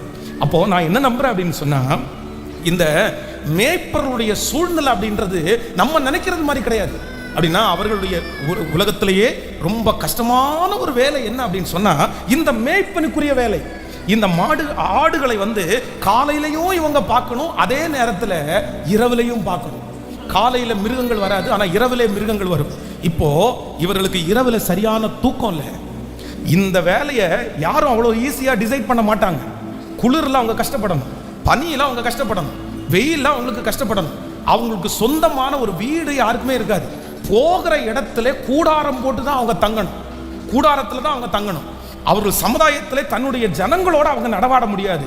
இந்த மேய்ப்பர்களை குறித்து நேற்று இரவுல நான் வாசிக்கும் போது உண்மையிலேயே ஆண்டவருடைய பிள்ளைகளே, சமுதாயத்தாலே மறக்கப்பட்ட ஒரு கூட்டம் யார் அப்படின்னு சொன்னா இந்த மேய்ப்பர்கள். அப்போ நான் அதுக்கு ஒரு பேர் வச்சேன். என்ன பேர் அப்படின்னு சொன்னா, இயேசு மகா பெரிய தேவன், இந்த உலக ரட்சகர் ஒரு கூட்டத்தை சந்திக்கிறதுக்கு இந்த மேய்ப்பர்களை சந்திக்கிறாரு. ஆனா உலகத்தினுடைய பார்வைக்கு இவங்க யார் அப்படின்னா, ஜீசஸ் இவர்களை சந்திக்கிறதுக்கு இவங்க ஒரு ஃபிட்டான ஆள் கிடையாது, இவங்க ஒரு அன்ஃபிட்டான ஆள். தகுதி உள்ள ஆள் கிடையாது, இவங்க ஒரு தகுதியற்ற ஆள். ஆமென் சொல்லுங்க. இன்னைக்கு இந்த சத்தத்தை கேட்கிற ஆண்டவருடைய பிள்ளையே, இயேசு இந்த மேய்ப்பர்களை சந்திக்க விரும்பினார். தன்னுடைய சந்தோஷ செய்தி அவரோட பகிர்ந்து கொள்ள விரும்பினார். இந்த உலகத்துக்கு ரட்சிப்பு வந்துருச்சுப்பா, நான் வந்துட்டேன்ப்பா அப்படின்னு சொல்லுகிற அந்த காரியத்தை ஏரோது ராஜாவுக்கு சொல்ற அவனை பார்க்கணும்னு ஆண்டவர் நினைக்கல, அந்த அரண்மனைக்குள்ள போகணும்னு நினைக்கல. ஆனால் இந்த மேய்ப்பர்களுக்குள்ளே போகணும்னு நினைச்ச ஒரே காரணம் என்ன அப்படின்னு சொன்னா, இந்த உலகத்திலே இருக்கிற எல்லாருமே இதுக்கு நீ தகுதி உள்ளவன் அல்ல, இதுக்கு நீ தகுதி உள்ளவன் அல்ல, நீ அன்ஃபிட்டு, நீ இதுக்கு செட் ஆக மாட்ட அப்படின்னு சொன்னாலும் என் இயேசுனுடைய பிறப்பை கர்த்தர் அவர்களுக்கு காண்பித்து, நீ தகுதி உள்ளவன், என்னுடைய பிறப்பையே பார்க்கிற அளவிற்கு தகுதி உள்ளவன், முதல் பார்க்கிறதற்கு தகுதி உள்ளவன், அப்படி நிரூபித்த அந்த தேவனாகிய கர்த்தர் இன்றைக்கு இந்த சத்தத்தை கேட்கிற ஒவ்வொருத்தருக்கு மேலும் கர்த்தர் அசைவாடுகிறார். நான் நம்புகிறேன். இன்றைக்கு ஒரு வாழ்த்து செய்தியை உங்களுக்கு தருகிறேன். எந்தெந்த இடத்திலே புறக்கணிக்கப்பட்டீர்களோ, எந்தெந்த இடத்திலே ஒதுக்கப்பட்டீர்களோ, எந்தெந்த இடத்திலே இதில் செட்டாக மாட்டீங்கன்னு அன்ஃபிட் அப்படின்னு நினைச்சீங்களோ, அந்த இடத்துல கர்த்தர் உங்களை அபிஷேகித்து ஆசீர்வதித்து உங்களுக்கு ஒரு தலைமைத்துவத்தை கொடுத்து, கர்த்தருடைய வருகை தாமதிக்குமானால் இந்த காரியத்திற்கு தகுதி இல்லாத சரீரம் தகுதியாய் மாறும். தகுதி இல்லாத நீங்கள் தகுதியாய் மாறுவீர்கள். என் தேவனாகிய கர்த்தர் நம்மை தகுதிப்படுத்துகிறவர். நம்புறவங்க கரங்களை மேல தட்டி முழு பலத்தோட ஹalleluya praise the Lord ஆமென். உலகமே தகுதி இல்லைன்னு சொல்லலாம், உலகமே தகுதி இல்லைன்னு சொல்லலாம். உங்களுடைய அழகை வச்சு, உங்களுடைய படிப்பை வச்சு, உங்களுடைய சூழ்நிலைகளை வச்சு, உங்களுடைய வேலையை வச்சு, ஒருவேளை இந்த சத்தத்தை கேட்டுக்கொண்டிருக்கும் போதே உங்க மனசுல நினைக்கலாம், நான் அன்ஃபிட் ஆயிட்டனோ, நான் ஒரு சரியான ஃபிட்னஸ்ல இல்லையோ, இல்லைன்னா அந்த இடத்துல என்ன கொண்டு போய் வைக்க முடியாதோ. வெளியில யாருக்கும் தெரியாம இருக்கலாம், உங்க மனசுக்குள்ள இந்த வார்த்தை ஓடிட்டே இருக்கலாம், நான் அந்த இடத்துல உட்கார்றதுக்கு தகுதி இல்லை, நான் அந்த இடத்துல போறதுக்கு தகுதி இல்லை, நான் அந்த இடத்துல ஒரு குழந்தை பாக்கியத்தை பெற்றெடுக்கிறதுக்கு நான் தகுதி இல்லை, என் சரீரம் தகுதி இல்லை. உங்க மனது இந்த சத்தத்தை கேட்கிற யாரோ ஒருத்தருடைய மனது சொல்லிட்டே இருக்கலாம், நான் தகுதி இல்லையா ஆண்டவரே, நான் தகுதி இல்லையா. ஆனா ஆண்டவர் யாரை தேடி போனார் அப்படின்னு சொன்னா எனக்கு ரொம்ப ஆச்சரியமா இருந்துச்சு. அப்பொழுது அந்த நாட்டிலே மேய்ப்பர்கள் வயல்வெளியிலே தங்கி எல்லாரும் தூங்கிட்டு இருந்தாங்க. எல்லாரும் குளிருக்கு போத்தி ரொம்ப கம்ஃபர்டபுளா தூங்கிட்டு இருக்காங்க. ஆனா அந்த குளிரில் கஷ்டப்படுற அந்த பிள்ளைகளை பார்க்கறதுக்கு யாரும் இல்லைனாலும் இயேசு தங்கள் மந்தையை காத்து கொண்டிருந்தார்கள். 9வது வசனத்தை வாசிக்கும் போது, அவ்வேளையிலே கர்த்தருடைய தூதன் அவர்களிடத்தில் வந்து நின்றான். கர்த்தருடைய மகிமை அவர்களை சுற்றிலும் பிரகாசித்தது.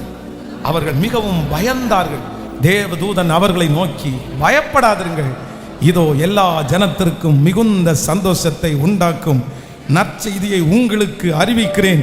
இன்று இன்று இன்று ஃபர்ஸ்ட் இன்விடேஷன் உனக்கு தான்ப்பா.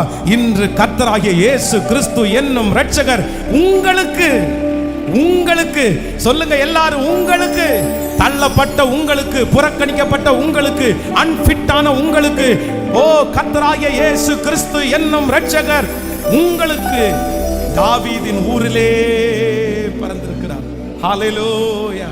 நான் நம்புறேன் அடுத்த ஆண்டு கர்த்தருக்கு சித்தமானா இந்த சத்தத்தை கேட்கிற நிறைய பேரை கர்த்தர் ஃபிட் பண்ண போறாரு. உங்களுக்குரிய இடத்துல கர்த்தர் உங்களை கொண்டு போய் உட்கார வைக்க போறாரு. உங்களை ஒரு லைஃப்ல கர்த்தர் ஃபிட் பண்ண போறாரு. நீங்க அன்ஃபிட் இல்லைன்னு கர்த்தர் நிரூபிக்க போறாரு. உங்க பிள்ளை இதற்கு தகுதியானவன்னு கர்த்தர் நிரூபிக்க போறாரு. உங்க குடும்பம் தகுதின்னு கர்த்தர் நிரூபிக்க போறாரு. நம்புறவங்க கைகளை தட்டி ஆமென்.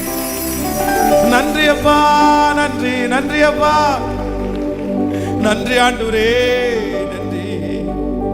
நம்ம நம்முடைய தேவனை போல நல்ல தேவன் ஒருவருமே. ஆண்டவரே, நீர் ஏன் மேய்ப்பர்களை தெரிந்து கொண்டீர்? உங்க பிறப்ப பெரிய பெரிய ஆட்களுக்கெல்லாம் சொல்லி அனுப்பி பிறந்திருக்காருன்னு சொல்லாம ஏன் மேய்ப்பர்களை தெரிஞ்சு கொண்டீங்கன்னா, ஒண்ணு, மேய்ப்பர்கள் எதற்குமே முடியாத கடைசி செலக்ட் பண்றதுதான். இந்த மேய்ப்பர்களை குறித்து நீங்க ஆதியாகமத்தில் வாசிப்பீர்கள். டைம் ரொம்ப குறைவா இருக்கு, நான் சொல்றேன். யோசேப்பு வந்து தன்னுடைய சகோதரரை பார்த்து என்ன சொல்வார் அப்படின்னு சொன்னா, நீங்க எகிப்தினுடைய ராஜாவாகிய பார்வோனுக்கு முன்னாடி போய் நிற்கும் போது நீங்க என்ன சொல்லுங்க அப்படின்னு சொன்னா, நாங்க மேய்ப்பர்கள்னு சொல்லுங்க. இன்னொன்னு, நாங்க முன்னோருடைய காலத்திலிருந்து நாங்கள் மேய்ப்பர்கள் அப்படின்னு சொல்லுங்க. அதுக்கு விளக்கம் சொல்லுவார். ஏன் அப்படி சொல்லணும்? நாங்க பார்வோனுக்கு முன்னாடி போய் எதுக்கு நாங்க வந்து மேய்ப்பன்னு சொல்லணும்? ஏன் அப்படின்னா, இவங்க பொய் சொல்லுவாங்கன்னு யோசேப்புக்கு தெரியும். தன்னுடைய சகோதரர் ஒருவேளை பொய் சொல்லுவாங்க. வேத அடுத்த லைன் என்ன சொல்லுது அப்படின்னா, மேய்ப்பர்கள் வந்து எகிப்தியர்களுக்கு அருவருப்பானவர்கள், அவங்கள கூட வச்சுக்க மாட்டாங்க. நீங்க வந்து அதான் யோசேப்பை வந்து சாப்பிட்றதுக்கு அந்த டேபிள்ல உட்காரும் போது பாத்தீங்கன்னா யோசேப்பினுடைய சேரை மட்டும் தனியா போடுவாங்க. இவங்களை, ஏன்னா யோசேப்பு எகிப்தியனா மாறிட்டான், இவங்களுக்கு அவங்கள ஒருத்தன் தான் அப்படின்னு தெரியாது. அதனால அவனுடைய சேரை மட்டும் தனியா போட்டு இவங்களெல்லாம், காரணம் என்னன்னா அவங்கள அவ்வளோ பிடிக்காது, அருவருப்பானவங்க. அதெல்லாம் ஃபிட் ஆகாதுப்பா. ஆனா என் இயேசு, என் தேவனாகிய கர்த்தர் யாருக்கு ஃபர்ஸ்ட் சொல்லணும்னு நினைச்சாருன்னா, தாவீது வேதம் சொல்லுகிறது, தாவீதோடு கூட பிறந்த எல்லாருமே ஃபிட் அவங்க அப்பா நினைச்சாரு. நீ கரெக்டா வருவ. அந்த இடத்துல அபிஷேகம் பண்ண போன தேவ மனுஷன் சொல்றாரு, இவன் கரெக்டா இருப்பானா ஆண்டவரே, இவன் சரியா இருப்பானா, இவன் உயரம் சரியா இருக்குமா, இவன் கலர் சரியா இருக்குமா, இவனுடைய பலம் சரியா இருக்குமா, இவனா ஆண்டவரே. ஆனா அங்க எல்லாருமே நினைச்ச ஒரு ஆள் யார் அப்படின்னா, தாவீது அங்க இருக்கிற அத்தனை பேர் அன்ஃபிட் அப்படின்னு நினைச்சாங்க. வேதம் சொல்ற, அவங்க அப்பா நினைச்சாரு நீ இதுக்கு செட் ஆக மாட்டப்பா, அவங்க அம்மா நினைச்சாங்க நீ இது செட் ஆக மாட்டப்பா. அவன் அபிஷேகம் பண்ண வந்த தீர்க்கதரிசியே என்ன சொல்றாரு அப்படின்னு சொன்னா, ஆண்டவரே இவனா, இந்த இளைஞனா, இவன் ஃபிட் ஆக மாட்டான் ஆண்டவரே, இவன் சரிப்பட்டு வர மாட்டான். ஆனா அத்தனை பேரும் அன்ஃபிட் அப்படின்னு சொல்லும் போது, இவன் அபிஷேகம் பண்ணுப்பா, இவன் தான்ப்பா சரியா வருவான், அவன் தான்ப்பா சரி அப்படின்னு சொன்ன ஒரே ஒரு உலக ரட்சகர், நல்லா கரங்களை தட்டி, முழு வெள்ளத்தோட கரங்களை தட்டி, அந்த மகா பெரிய தேவனுடைய மகிமை உங்களோடு இப்போ இறங்கி வரட்டும். கை தட்டும் போதே உங்களுக்குரிய இடத்தை கத்தர் தரட்டும். உங்க சரீரத்தை கத்தர் அப்படி ஃபிட் ஆகட்டும், உங்க மனசை கத்தர் அப்படி ஃபிட் ஆகட்டும். ஆமென் சொல்லி கை தட்டி, அந்த இயேசப்பா பிறந்த அந்த கிறிஸ்துமஸ் தினத்தண்டை இருக்கிற அந்த தேவ மகிமை, ஹalleluya. பிரச்சனை மேல பிரச்சனை நடக்கிறத பார்த்து, தன்னுடைய வாழ்க்கையில நீங்க கை வச்ச எதுவுமே நடக்காத பார்த்து, நான் ஒருவேளை இல்லையோ உங்க மனசு யாரோ ஒருத்தருக்காக ஆண்டவர் பேசிட்டே இருக்கலாம். பாஸ்டர், நான் அப்படிதான் நினைச்சிட்டு வந்தேன், நமக்கு இதுக்கு தகுதி இல்லை போல தெரியுது, நம்ம அப்படி ஒரு குடும்பத்தோட இருக்க முடியாது போல தெரியுது, நம்மள ஆண்டவர் அப்படி நம்மள போல தெரியுது. உங்க மனசுக்குள்ள அந்த வார்த்தை ஓடிட்டே இருக்கலாம். ஆனா ஆண்டவர் உங்களுக்காகவே பேசுறாரு. கண்டிப்பாக சீக்கிரமாய் ஒரு நாள் வரும், கர்த்தர் சீக்கிரமாய் உங்களை கர்த்தர் அலங்கரிப்பார். சிலருக்கு வருகிற ஆண்டே நடைபெறும். நீங்க நிறைய பேர் சாட்சி சொல்லுவீர்கள், நீ நிறைய பேர் சாட்சி சொல்லுவீர்கள்.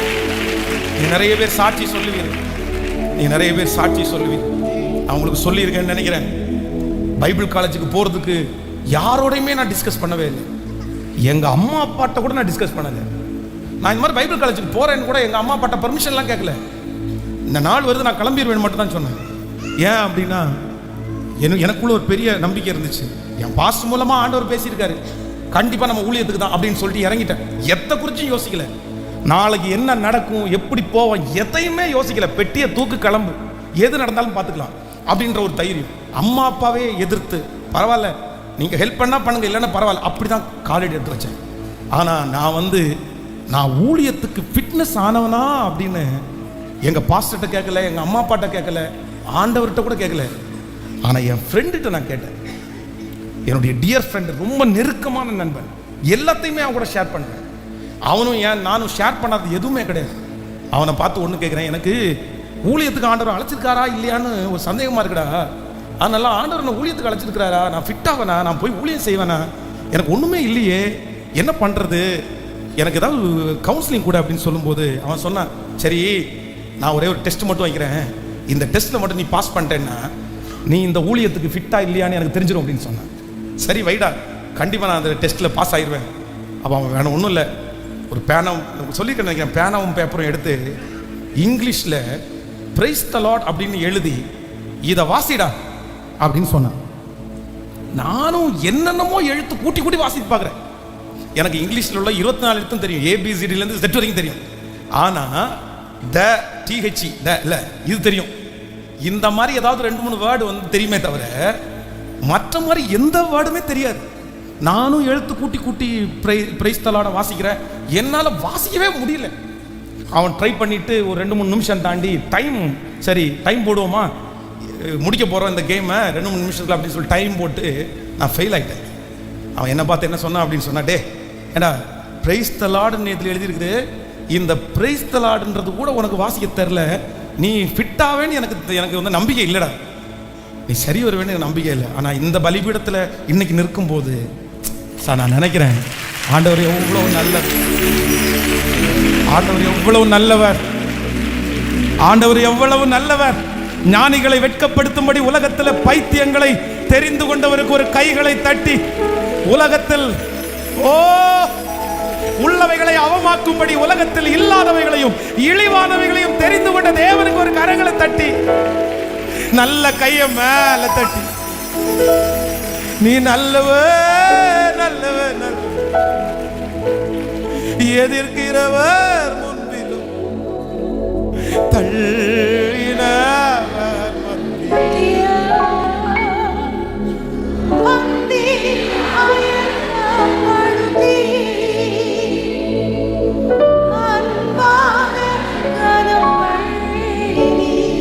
அன்பை நினைக்கிறான் ஒரே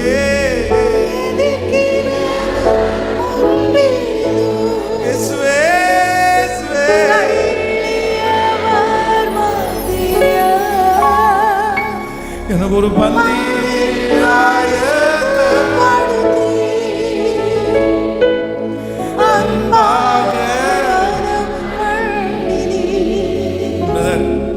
எத்தனையோ பேர் அவங்களை அன்ஃபிட்னு சொன்னாங்களே பிரதர், சிஸ்டர் எத்தனையோ பேர் உங்களை வேண்டான்னு சொன்னாங்க. ஆனா இயேசு மட்டும் உங்களை இதுவரைக்கும் கைவிடவே இல்லை.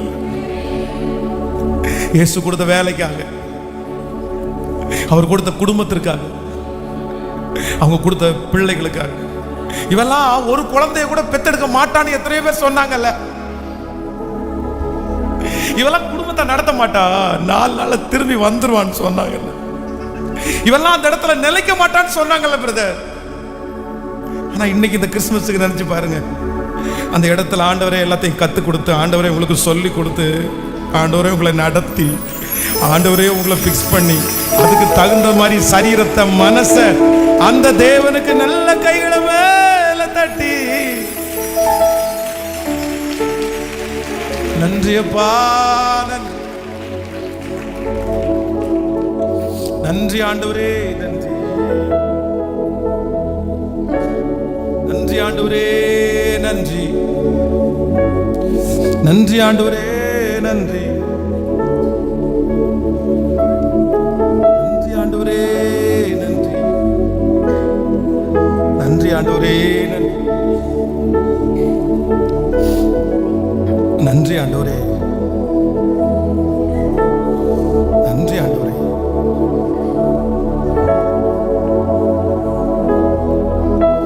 நன்றி ஆண்டவரே. ஒதுக்கப்பட்ட எங்களை தேடுவதற்காக நன்றி அப்பா. ராஜாக்களோடு அமர பண்றதற்காக நன்றி ஆண்டவரே. எல்லாம் உம்மாலே உண்டானது.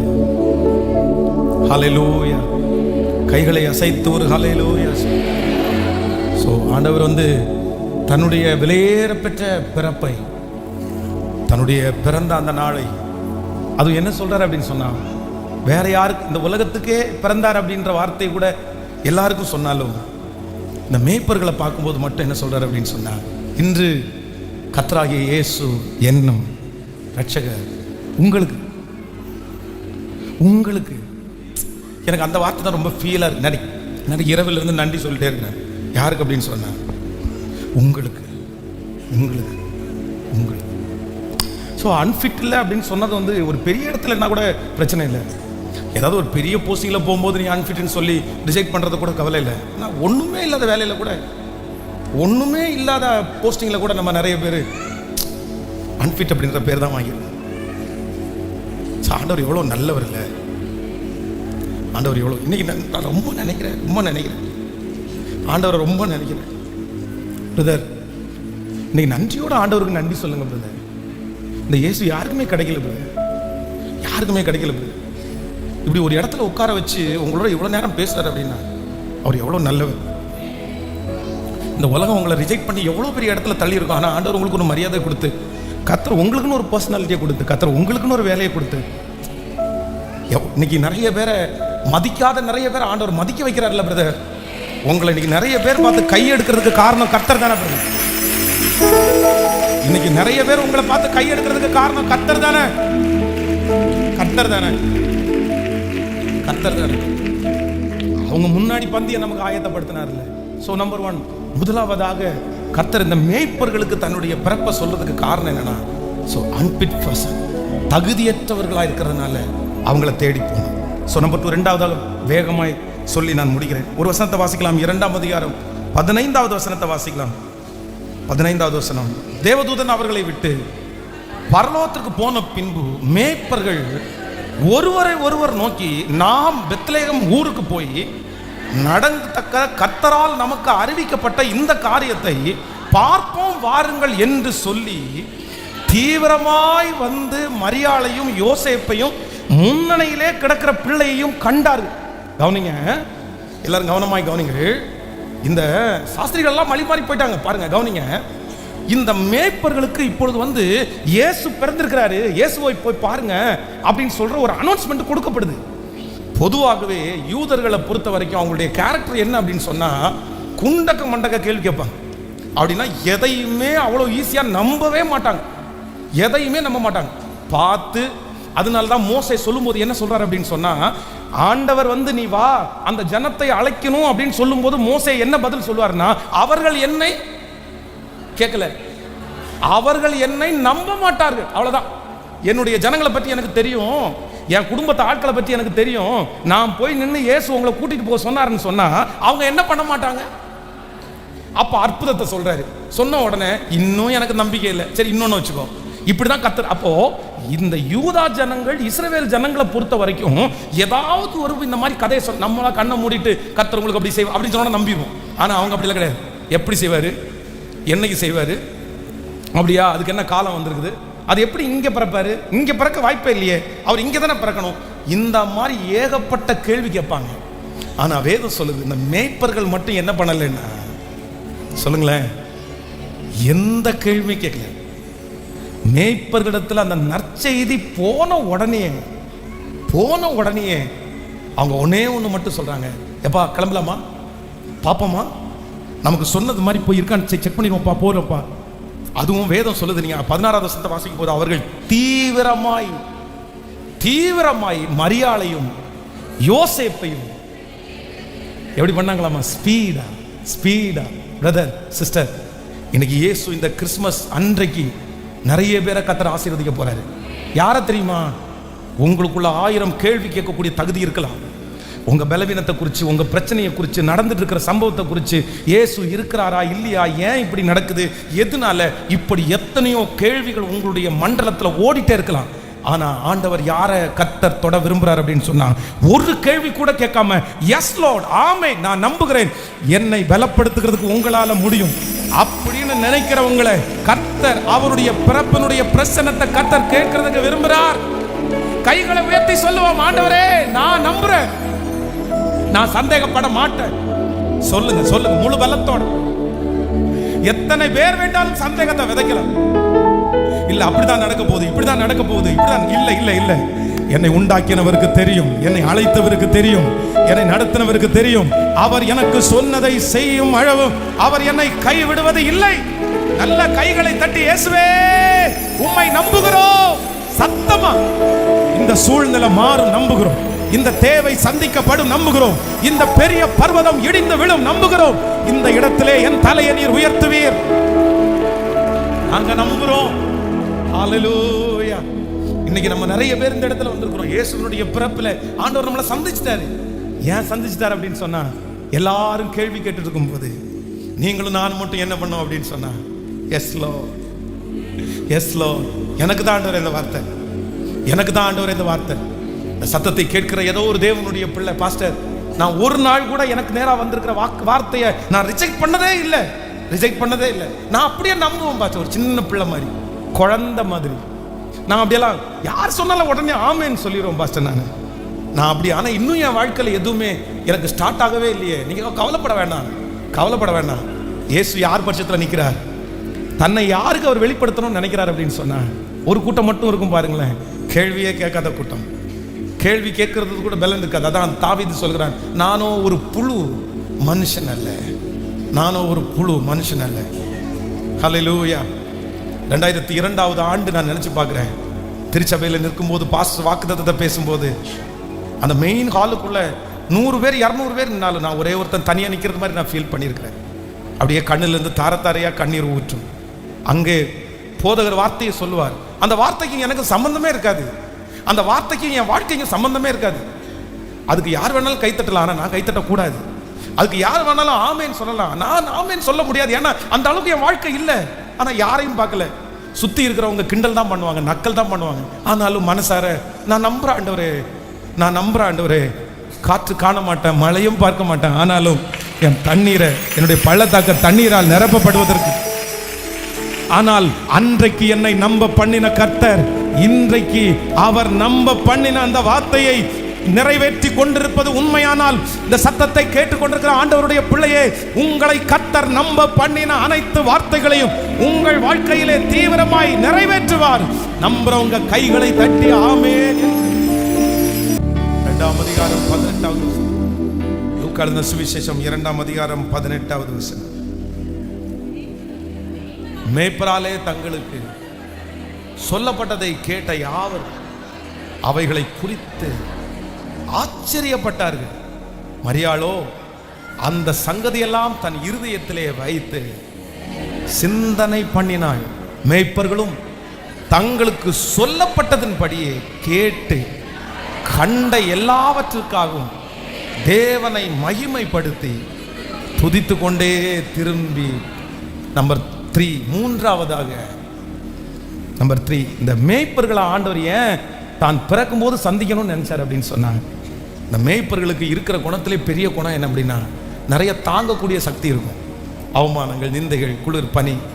அதனால ஆண்டவர் இப்படி உலக ரட்சகர் பிறந்தார் என்கிற செய்தி அவங்க கொண்டு போய் ஃபர்ஸ்ட் இந்த உலகத்திற்கு கொடுக்கும்போது அவ்வளோ சீக்கிரமாக ஏற்றுக்க மாட்டாங்க, அவமானப்படுத்துவாங்க, வேற வேலை இல்லையான்னு கேட்பாங்க, பைத்தியமானு கேட்பாங்க. ஆனால் வேதம் சொல்கிறது, இவர்களுக்குள்ள இயேசு பிறந்த இருக்கிற அந்த சந்தோஷத்தில் போய் எல்லா பக்கமும் இயேசு பிறந்திருக்காருப்பா,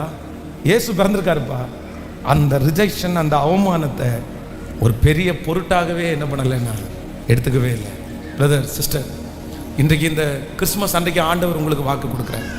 உங்களுக்கு விரோதமாய் வருகிற அவமானங்கள், நிந்தைகள், இது எல்லாத்தையுமே எந்த பொருட்டாயும் எடுக்க வேண்டாம். ஆண்டவர் யாரை தான் செலக்ட் பண்ணுறாரு அப்படின்னு சொன்னார், உங்களை தான். எத்தனை பேர் ஆமோதிக்கிறீர்கள்? ஸோ இந்த கிறிஸ்துமஸ் அன்றைக்கு இந்த 3 வார்த்தையை ஆண்டவர் தர. நம்பர் 1, முதலாவது கர்த்தருடைய பிறப்பை மேய்ப்பர்களுக்கு சொல்லுகிறதுக்கு ஃபர்ஸ்ட் காரணம் என்னன்னா, அன்ஃபிட்டாக இருக்கிறதுனால கர்த்தர் அவர்களை செலக்ட் பண்ணார். நம்பர் 2, இரண்டாவதாக சொல்லுங்க, கேட்கல, நீங்க பக்கத்தில் சொல்லுங்க, எந்த கேள்வி கேட்டாலும் நான் நம்புறதுனால மேய்ப்பர்களை கர்த்தர் தெரிந்து கொண்டார். நம்பர் 3, மூன்றாவதாக சகிக்கிறதுனால கர்த்தர் அவளை தெரிந்து. ஹல்லேலூயா. ஸோ உங்க எல்லாருக்குமே ஹாப்பி கிறிஸ்மஸ். இயேசு உங்க இருதயத்தில் பிறப்பார், உங்களை ஃபிட் பண்ண போறார். கர்த்தர் உங்களை நம்புறவங்களா கர்த்தர் மாற்ற போறார். நீங்க நம்புற மாதிரி ஒரு அற்புதத்தை கர்த்தர் செய்ய போறார். இதுவரைக்கும் சந்தேகமாக இருந்த உங்க சந்தேகத்தை எல்லாம் முறியடிக்கிறது மாதிரி ஒரு தேவதூதனை கர்த்தர் கொண்டு வந்து நிறுத்த போறார். இனி அவருடைய வார்த்தையை குறித்து நீங்கள் சந்தேகப்பட மாட்டீர்கள். அவ்வளவு அற்புதங்களை உங்களுடைய கண்கள் காண போகிறது. உங்களுக்கு கர்த்தர் ஒரு பெரிய தைரியத்தை கர்த்தர் கொடுக்க போறாரு. உங்களை ஆண்டவர் ரொம்ப அழகா உருவாக்க போறாரு. ஸோ சந்தோஷமா இருங்க, ரொம்ப ஹாப்பியா இருங்க. இன்னைக்கு சண்டை, சமாதான குறைவு வருவதற்கு இடம் கொடுக்காதீங்க. ஸோ அப்படி வந்தாலும் உள்ளுக்குள்ள நீங்க கொண்டு போய் சேர்க்காதீங்க. ஸோ இனி வந்து ஒரு 7 days, ஒரு 6 நாள் தான் இருக்கு இந்த புது வருஷத்தை சந்திக்கிறதுக்கு. நல்ல ஜபத்தோட எதையும் யோசிக்க வேண்டாம். கர்த்தர் சொல்கிறார், முந்தினவைகளை யோசிக்க வேண்டாம், பூர்வமானவைகளை சிந்திக்க வேண்டாம். இதோ நான் புதிய காரியத்தை செய்வேன், அது வனாந்திரத்தில் வழியை, அவாந்திர வழியிலே நான் உனக்கு ஆறுகளையும் உண்டு பண்ணுவேன். ஆமென் சொல்லுவோம். God bless you. ஆண்டவர் உங்களை ஆசீர்வதிப்பார். Happy Christmas. ஆண்டவர் இந்த கிறிஸ்மஸை உங்களுக்கு சந்தோஷமாவே மாற்றுவாராக. எத்தனை பேர் ஆமோதிக்கிறீர்கள்? எல்லாரும் அப்படியே எழும்பி நின்று கரங்களை தட்டி ஒரு பாடலை பாடி ஆமென். இயேசு மானிடனாய் பிறந்தார். இந்த லோகத்தை மீட்டிடவே இறைவன் அவர் ஒளியாய் இருளில் உதித்தார். இந்த நற்செய்தி தேசம் எங்கும் பரவ போகிறது. கோயம்புத்தூர்ல சீக்கிரமா எழுப்புதல் வரப்போகிறது. தமிழ்நாட்டுக்கு ஒரு எழுப்புதல் வரப்போகிறது. இந்தியாவுக்கு ஒரு எழுப்புதல் வரப்போகிறது. உலக நாடுகளுக்கு இயேசு பெரியவர் என்கிறதை பறைசாற்றுகிற ஒரு நாள். ஆமென். கரங்களை எல்லாரும் மேல கரங்களை தட்டி praise the Lord. hallelujah. இறைவன் ஒளியாய் இருளில் உதித்தார். இந்த நற்செய்தி சாற்றிடுவோம். இறைவன் ஒளியாய் இருளில் உதித்தார். இந்த நற்செய்தி சாற்றிடுவோம். கைகளை மேல தட்டி இயேசுவே, சத்தமா இயேசுவே. ஆமென். ஒரு 3 பேருடைய கையை பிடிச்சு happy Christmas, God bless you, ஆண்டவர் உங்களை ஆசீர்வதிப்பார் அப்படின்னு சொல்லுங்க. ஆண்டவரே, உம்முடைய பிள்ளைகள் ஒவ்வொருவருக்காக ஜெபிக்கிறேன்.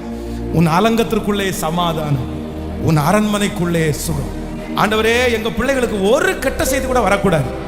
இன்றைக்கு நீங்க அவங்களை எவ்வளவு சந்தோஷப்படுத்த முடியுமோ, மேய்ப்பர்களை சந்தோஷப்படுத்துறது மாதிரி இந்த சத்தத்தை சர்ச்சில் இருந்து கேட்கிறவங்க, லைவ்ல இருக்கிறவங்க, எந்த இடத்துல இருந்தாலும் அந்த சந்தோஷம் சமாதானம் உம்முடைய பிள்ளைகளை ஆளுகை செய்யட்டும். அப்பா, எங்க திருச்சபையை இவ்வளவு நீங்க நம்புறதற்காக நன்றி அப்பா. மேல எக்ஸ்டென்ஷன் ஒர்க்கை கத்தர ஆசீர்வதிங்க. சண்டே ஸ்கூல் விரிவாக்க பணியை ஆசீர்வதிங்கப்பா. அந்த கிச்சன் வேலைக்குள்ள அந்த தேவைகள் சந்திக்கப்படட்டும் சாமி. ஆண்டவரே, இதற்காய் கொடுக்கிற உங்க பிள்ளைங்க ஒவ்வொருத்தரையும் கத்தர் பல மடங்கு ஆசீர்வதிங்க ஆண்டவரே. அந்த லவ் ஃபீஸ்டுக்கு வாக்கு கொடுத்த பிள்ளைங்க, வாக்கு கொடுக்கிற பிள்ளைங்க, அவங்க ஒவ்வொருத்தரையும் ஆசீர்வதிங்க ஆண்டவரே. எங்க பிள்ளைகளுடைய அப்பத்தையும் தண்ணீரையும் கத்தர் பல மடங்கு ஆசீர்வதித்து, இப்பொழுது அவர்கள் செலுத்த போகிற அந்த காணிக்கைகளை கத்தர் அங்கீகரித்து ஆசீர்வதித்து கத்தர் பல மடங்கு திரும்பத்தாரு. புதிய வருஷத்தை சந்தோஷத்தோட நாங்கள் நுழையணும். 31ஆம் தேதி இரவு அந்த கூட்டத்தில் யாரும் பலவீனப்படக்கூடாது ஆண்டவரே. எந்த குடும்பத்திலையும் சிக்கு வரக்கூடாது, சமாதான குறை வரக்கூடாது. சந்தோஷமாய் அந்த புதிய வருடத்துக்குள்ள நுழைவதற்கு கத்தர் எங்களுக்கு கிருபை தாரும். இயேசுவின் மூலம் ஜெபம் எடுக்கிறோம் நல்ல பிதாவே.